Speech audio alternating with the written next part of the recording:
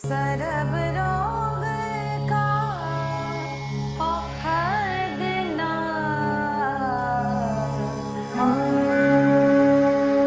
ਵਾਹਿਗੁਰੂ ਜੀ ਕਾ ਖਾਲਸਾ ਵਾਹਿਗੁਰੂ ਜੀ ਕੀ ਫਤਿਹ। ਗੁਰੂ ਕੀ ਸਾਧ ਸੰਗਤ ਜੀ, ਜਿਵੇਂ ਆਪ ਜੀ ਨੂੰ ਪਤਾ ਹੈ, ਗੁਫ਼ਤਗੂ ਚੈਨਲ दास भाई सिमरवीर सिंह जी बीबी कौला जी भलाई केंद्र तो सारे रल मिल के आप संगत की असीस नाल एक नवी सीरीज़ जो महाराज जी साढ़े सारे को सेवा लै रहे हैं, सर्व लोक का औखद नाम। पिछले एपीसोड च महाराज जी ने साढ़े को एक टॉपिक से सेवा ली कि गिन के गुरबाणी के पाठ करने गुरमत अनुकूल सही ने कि नहीं। महाराज जी ने ਵੱਖ-ਵੱਖ महापुरखों के जीवन चो दृष्टांत सरवण कराए कि अज तो कुछ साल पहले तक इन्होंने चीज़ों से कोई खंडन मंडन नहीं सी। सिखा का आपस प्यार सी, इन्होंने छोटे छोटे मुद्दों के करके सिख दुफाड़ नहीं होंगे थे। पर जिमें जिमें सिखा की तर्कशील बुद्धि ने विकास किया, सिखा ने छोटी छोटी चीज़ों के आपस में दुफाड़ होना शुरू कर दिया। आप सारिਆਂ साडे वालों निमरता सहित बेनती है, कोई गिनती करके पाठ करता है उसका भी सत्कार करो, कोई नहीं करता अपने जीवन में मस्ताने पैरे च रह के बाणी का अभ्यास करता है उसका भी सत्कार करो। क्योंकि अखीर निश्चा एको ही है साढ़े सारिਆਂ ਦਾ कि गुरु परमेश्वर के चरणों में अभेद होना। कोई गिन के अभ्यास करके हो जाए तो वधिया, कोई बिना गिने हो जाए तो वधिया। सोल जिहड़ा परपस है वो यही हुई है कि परमेश्वर के भी साढ़े सारिਆਂ की समाई हो। अज के एपीसोड विच एक क्वेश्चन होर अरेज होंदा है कि गिनती करने वाले पाठ लाभदायक ने। हर एक दे मन च यह होंदा चलो गिनती करके पाठ भी कर रहे, पर जे पाठ समझिया ही नहीं, गुरबाणी का मूल उपदेश समझिया ही नहीं, गुरबाणी कह की रही है यह समझिया ही नहीं कि की उन्होंने पाठा का सानू लाभ मिलेगा। अजकल कई प्रचारक कई नौजवान इस चीज़ से बहुत दुचिते हैं, तोड़न वाला है कह के तोड़ी जा रहे हैं कि बाणी पढ़ने का कोई फायदा नहीं जब तक समझ नहीं आएगी। सब तो पहले एक छोटी जी साखी गुरु हरराज साहब सच्चे पातशाह के जीवन में आपका सरवण करांगे तो वो तो इस निश्चय से पहुँचांगे कि गुरबाणी पढ़न का बिना समझे फायदा है कि नहीं। गुरु हरराज साहब सच्चे पातशाह गुरु किरतपुर साहब की धरती पर महाराज जी जो विराजमान सन तो 5-6 सिख आए। सिखा ने महाराज जी को नमस्कार की, अपना दसवंध भेटा किया, महाराज जी नाल जो बचन विलास करने से कीते। बचन विलास करन तो बाद विचों एक गुरसिख ने महाराज जी के अगे बेनती की कि महाराज जी मेरे मन में एक कुचित्ती है, एक सवाल है, आप जी को उसका हल चाहना। महाराज जी ने सिखा को इशारा किया भाई पुछो। तो सिख ने बड़ी हलीमी में बड़ी निमरता शायद गुरु हरराज साहब सच्चे पातशाह जी के अगे हाथ जोड़ के बेनती की सच्चे पातशाह जो असी गुरबाणी का अभ्यास करते हैं पिंड के कई मोहतबर बंदे सानू यह कह के रोक देंगे ने कि गुरबाणी के जब तक तुसी अर्थ नहीं पढ़े, गुरबाणी को जब तक समझिया नहीं तो गुरबाणी करने का कोई फायदा नहीं। महाराज जी कि बिना समझे बाणी पढ़ने का कोई लाभ नहीं।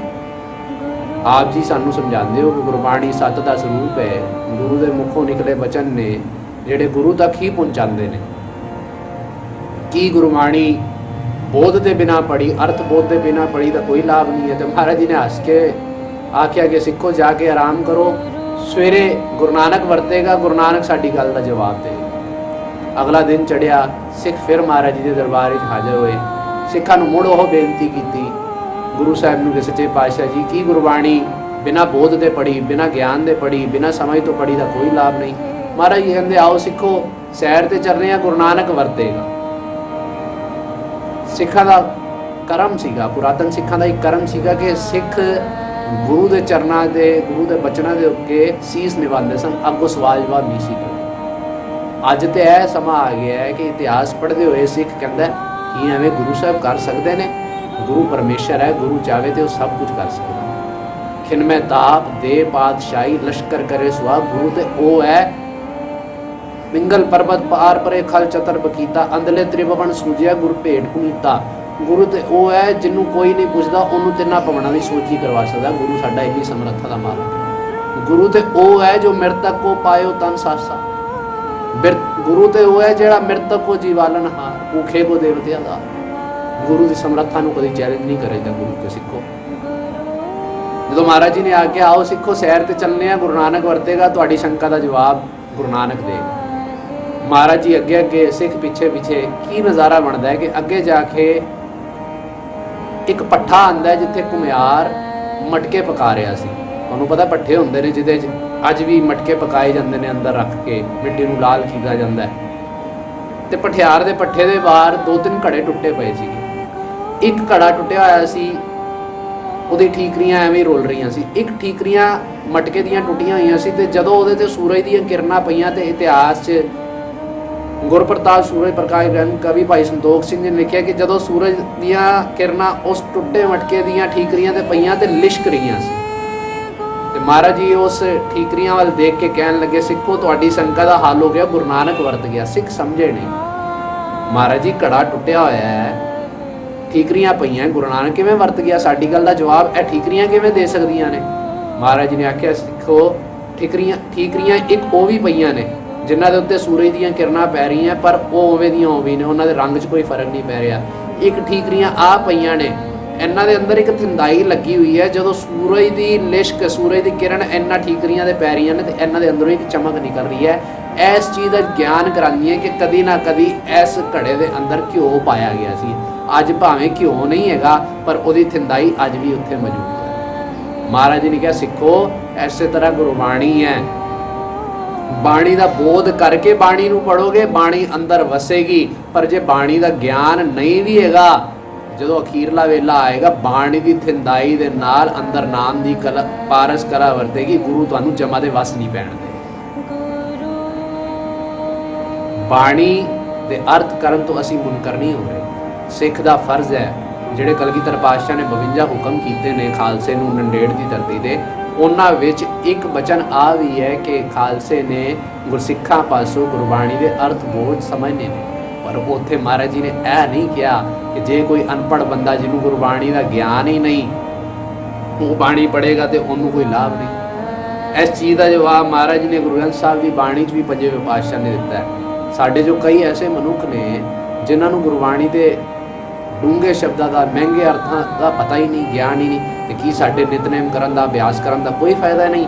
ਗੁਰੂ ਅਰਜਨ ਦੇਵ ਜੀ ਕਹਿੰਦੇ ਨੇ, ਜੋ ਪ੍ਰਾਣੀ ਗੋਬਿੰਦ ਧਿਆਵੈ।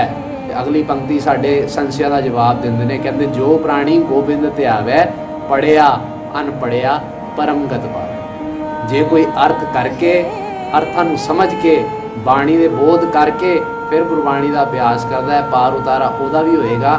ਜੇ ਕਿਸੇ ਨੂੰ ਵਿਦਵਤਾ ਕਰਕੇ ਗੁਰਬਾਣੀ ਦੇ ਅਰਥ ਬੋਧ ਨਹੀਂ ਵੀ ਆਉਂਦੇ ਤੇ ਗੁਰਬਾਣੀ ਪੜਨ ਦਾ ਲਾਭ ਉਹਨੂੰ ਵੀ ਹੋਏਗਾ, ਪਰਮ ਗਤੀ ਨੂੰ ਉਹ ਵੀ ਪਾ ਜਾਏਗਾ।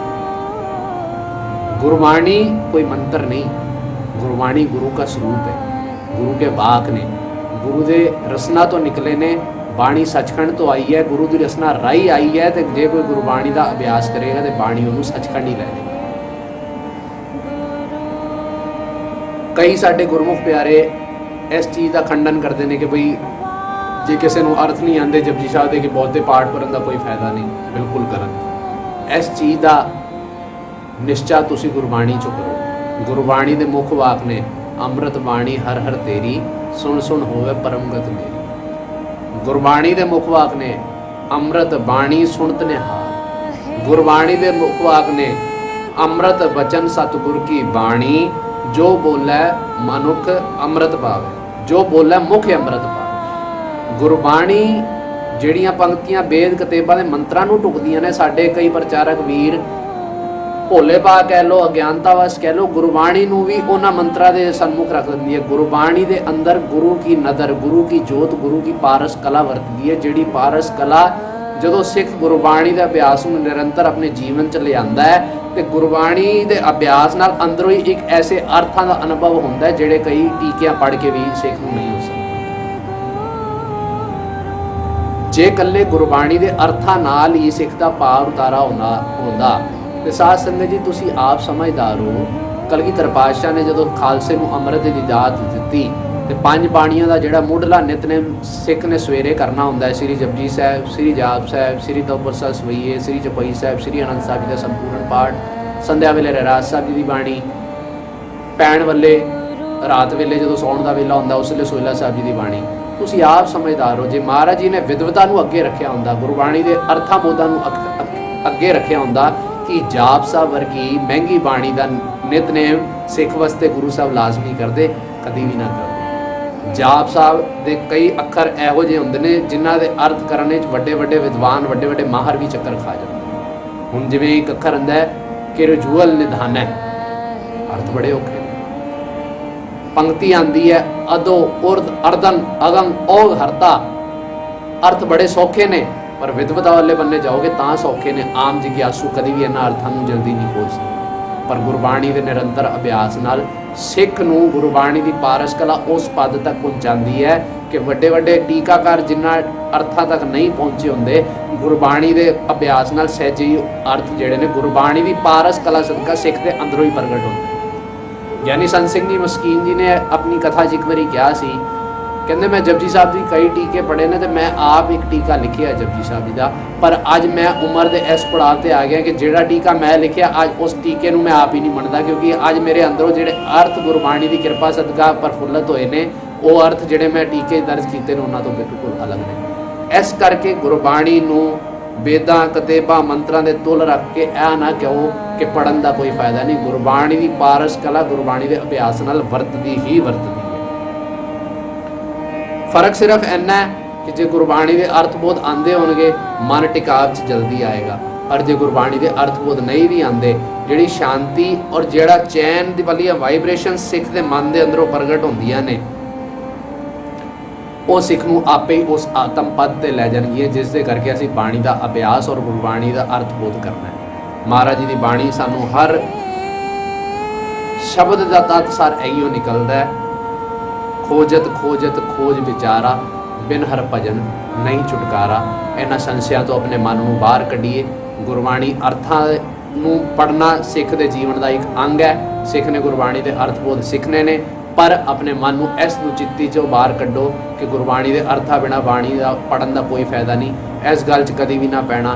इन्हां विचारां नूं सुन के कदी अपने नितनेम ना छड्डना, कदी अपने मन में इन्हां तो चित्तियां च लैके अपने नितनेम ना तोड़ देना कि फलाणे ने कहा कि गुरबाणी के अर्थ नहीं आते, पढ़न का की फायदा। असी किसी बंदे दे सिख नहीं, असी गुरु ग्रंथ साहब महाराज जी दे सिख हाँ। गुरबाणी का अटल फरमान है, आयो पढ़न सुनन को बाणी, नाम इसार लगे अन लालच, झूठा जन्म प्राणी। असी इस मुखवाक नूं कमाईए, गुरबाणी के अभ्यास नूं दृढ़ करिए। गुरबाणी की पारस कला वरतेगी। गुरबाणी के अर्थबोध जिस दिन अंदरों प्रगट होने शुरू हो जाएंगे साध संगत जी, उस दिन जीवन आपे ही सवरता जाएगा। जपजी साहब जो असीं रोज़ पढ़ते हैं, गावीए सुनीए मन रखिए भाओ, ते प्रसाद की मिलेगा दुख पर हर सुख कर ले जाई। महाराज ने किधरे भी आ नहीं किया कि गुरबाणी के अर्थ करके पढ़। महाराज जी ने पढ़न का उपदेश दिता है। पढ़न तो बाद फिर गुरबाणी आपे ही पारस कला वरत आएगी, तुहाडे अंदरों आपे ही अभ्यास प्रगट होएगा। आज इन्नी सेवा प्रवान करनी, अपने जीवन में गुरबाणी पढ़न वाल गुरबाणी के अर्थां बोधां वाल झुकाव लियाइए और मन में चित्ती चो कट दईए। इन्नी सेवा प्रवान करके अगले एपीसोड लिए असीस बख्शनी। अगले एपीसोड आप जी के अगे किसी परिवार की हड्ड बीती रखांगे, किवें गुरबाणी ने उन्होंने जीवन में बदलाव लिया। वाहिगुरू जी का खालसा, वाहिगुरू जी की फतेह।